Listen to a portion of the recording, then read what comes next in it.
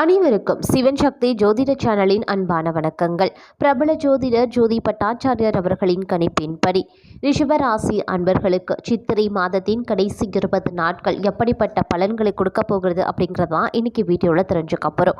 அதாவது சித்திரை மாதம் குரோதி வருடத்தினுடைய முதல் மாதமான இந்த மாதத்தினுடைய கடைசி 20 நாட்கள் ரிஷபராசி அன்பர்களுக்கு இந்த மாதிரியான பலன்கள் கிடைக்கப்பெற போகிறது. இந்த மாதிரியான மாற்றங்கள் உருவாக போகிறது. அவர்களுடைய வாழ்க்கையில் ஏற்படக்கூடிய சாதகமான நிலைகள் என்னென்ன, பாதகமான விளைவுகள் என்னென்ன, இந்த விஷயத்துல எல்லாம் ரிஷபராசி அன்பர்கள் குறிப்பாக கவனமாக இருக்க வேண்டும். இந்த சித்திரை மாதத்தில் வரக்கூடிய பிரச்சனைகளை தவிர்க்க ரிஷபராசியினர் செய்ய வேண்டிய பரிகாரங்கள் என்ன, மொத்தத்தில் இந்த சித்திரை மாதத்தின் கடைசி 20 நாட்கள் எப்படிப்பட்ட பலன்களை தரப்போகிறது அப்படிங்கிறத நீங்க தெரிஞ்சுக்கணுமா? வீடியோவை ஸ்கிப் பண்ணாம கடைசி வரைக்கும் பாருங்க.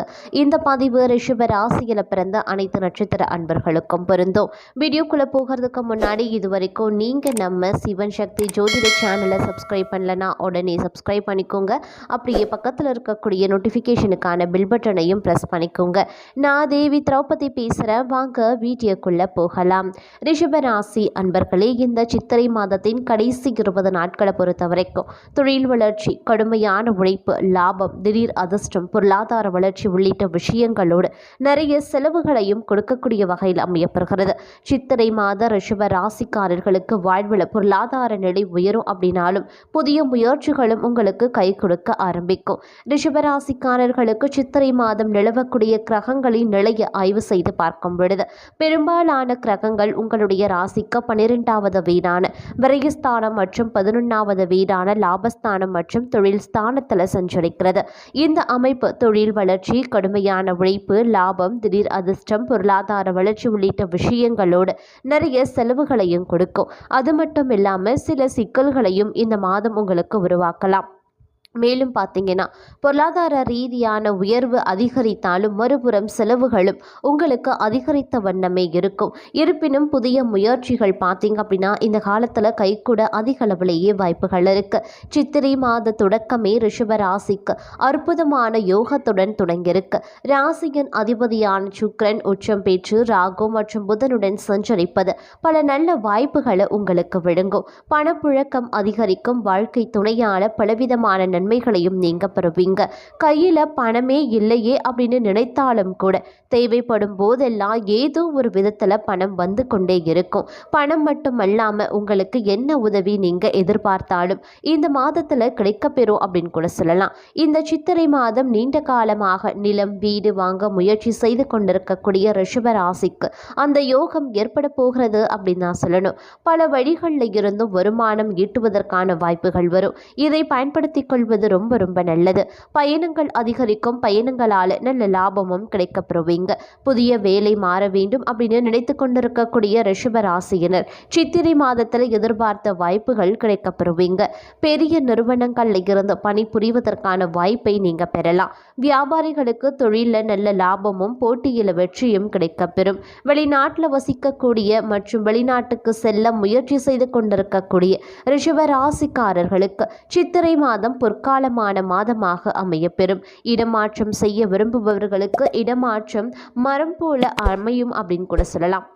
அதே போல ரிஷப ராசிக்கு சித்திரை மாதம் மட்டுமில்லாமல் இன்னும் அடுத்த சில வாரங்களுக்கு செலவுகள் அதிகமாகவே இருக்கும் அப்படின்னு நான் சொல்லணும். சித்திரை மாத தொடக்கத்தில் குடும்பத்தில் சில சச்சரவுகள் மற்றும் சின்ன சின்ன வாக்குவாதங்களும் ஏற்படலாம். மாதப்பிற பகுதியில் செவ்வாய் மீன ராசிக்கு பயிற்சியான பிறகு இந்த நிலை மாற துவங்கும்.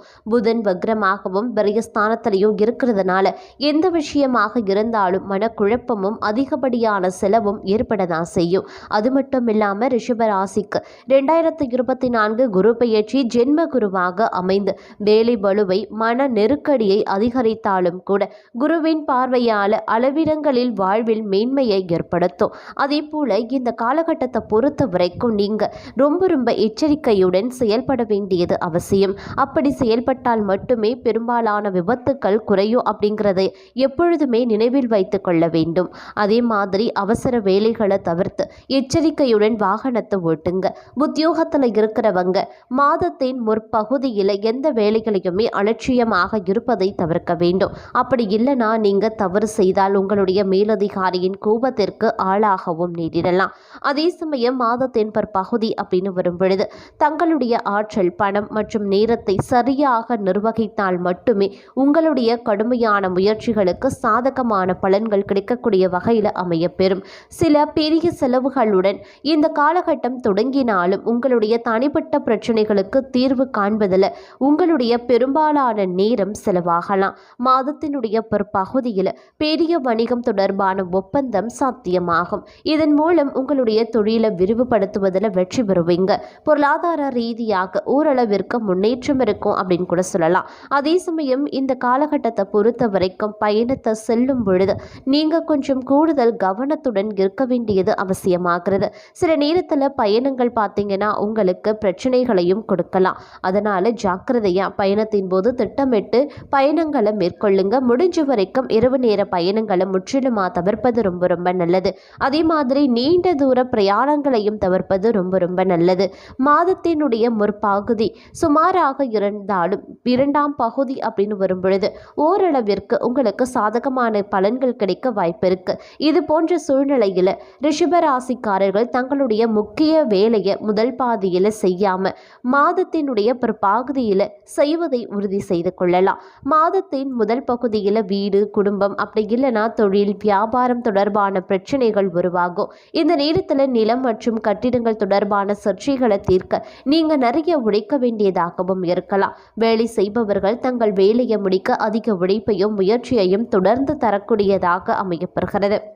அதே போல் மாதத்தினுடைய பகுதி அப்படின்னு வரும்பொழுது ஒரு கலவையான பலன்கள் உங்களுக்கு கிடைக்கப்பெறும் அப்படின்னு நான் சொல்லணும். இத்தகைய சூழ்நிலையில் ரிஷபராசிக்காரர்கள் எந்த நடவடிக்கையும் எடுப்பதற்கு முன்பாக கவனமாக சிந்திக்க வேண்டியது அவசியமாகிறது. அது மட்டும் இல்லாமல் உங்களுடைய உடல்நிலை சற்று பலவீனமாகவும் இருக்கலாம். திட்டமிட்ட பணிகளில் தேவையற்ற தாமதம், அப்படி இல்லைன்னா அதில் ஏதேனும் தடைகள் ஏற்படுவதால் உங்களுடைய மனம் அலைக்கழிக்கப்படும். உங்களுடைய இயல்பில் எரிச்சல் காணப்படும்.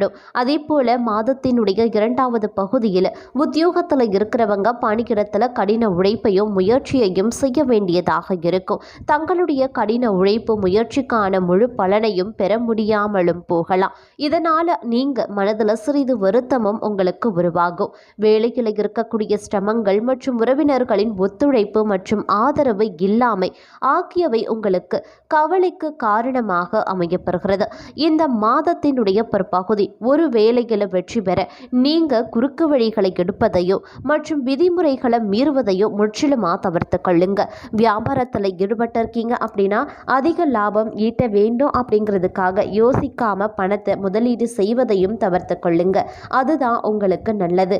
அதே சமயம் ரிஷபராசிக்காரர்களை பொறுத்த வரைக்கும் தைரியத்தை எக்காரணத்தை கொண்டும் இழக்கக்கூடாது அப்படிங்கிற ஃபார்முலாவை வாழ்க்கையில் கடைபிடிக்க வேண்டியது அவசியமாகிறது. நீங்கள் இதை மனதில் வைத்து சரியான திசையில் கடினமாக உழைத்தா நீங்கள் மெதுவாக ஆனால் நிச்சயமாக நீங்கள் விரும்பிய வெற்றியையும் லாபத்தையும் பெற முடியும். அதே சமயம் இந்த காலகட்டத்தை பொறுத்த வரைக்கும் மற்றவர்களின் உதவியை எதிர்பார்க்காம தங்கள் வேலையை குறித்த நேரத்தில் நீங்கள் முடிக்கவும் முடியும். வணிகர்களுக்கு மாதத்தினுடைய பகுதி சற்று சவாலானதாக தாங்க இருக்கும். இந்த நேரத்தில் போட்டியாளர்களிடமிருந்து நீங்க கடுமையான போட்டியை எதிர்கொள்ள வேண்டியதாகவும் இருக்கலாம். அதே மாதிரி உங்களுடைய வருமானத்தை விட செலவுகள் சற்று அதிகமாக இருக்கும். அப்படிங்கிறதுனால உங்களுடைய செலவுகளை கட்டுக்குள்ள கொண்டு வர வேண்டியதும் திட்டமிட்டு பட்ஜெட் போட்டு உங்களுடைய செலவுகளை மேற்கொள்ள வேண்டியதும் முக்கியமான ஒன்று. இந்த காலகட்டத்தை பொறுத்த வரைக்கும் கலவையாக அமைய பெறுகிறது. அப்படிங்கிறதுனால எந்த ஒரு விஷயத்திலையுமே கூடுதல் கவனம் இருக்க வேண்டும். அலட்சியமோ கவன சிதறலோ இருக்கவே கூடாது. அதே சமயம் வேலை மற்றும் தனிப்பட்ட வாழ்க்கை தொடர்பான அனைத்து சவால்களையும் முன்கூட்டியே திட்டமிடுவதை தவிர்த்து முயற்சி செய்யுங்க. அதே போல இந்த காலத்தில் சில திடீர் பெரிய செலவுகள் மற்றும் கடந்த கால கடன்களை குறைக்க பெரிய தொகையை நீங்க செலவிட வேண்டியதாகவும் இருக்கலாம். வருமானத்துடன் ஒப்பிடும்போது செலவுகள் அதிகமாக இருக்கிறதுனால உங்கள் பட்ஜெட்டும் பாதிக்கப்படலாம். வேலை செய்கிறவங்க தங்களுடைய பணியிடத்தில் இலக்குகளை அடைய ஒரு இயந்திரம் போல வேலை செய்ய வேண்டியதாக இருக்கும். இதன் விளைவாக நீங்க உடல் ரீதியாக மட்டும் இல்லாம மன ரீதியாகவும் சோர்வாகவே காணப்படுவீங்க. இந்த காலத்துல உங்களுக்குரிய பிரச்சனைகளை தவிர்க்க நீங்க செய்ய வேண்டிய பரிகாரம், தினமும் விஷ்ணுவுக்கு வெல்லம் மற்றும் துளசி இலைகளை வைத்து வழிபடுங்க. அதே போல நாராயண கவசம் சொல்லுங்க. அனைத்துமே சுபிக்ஷமாக நடைபெறும்.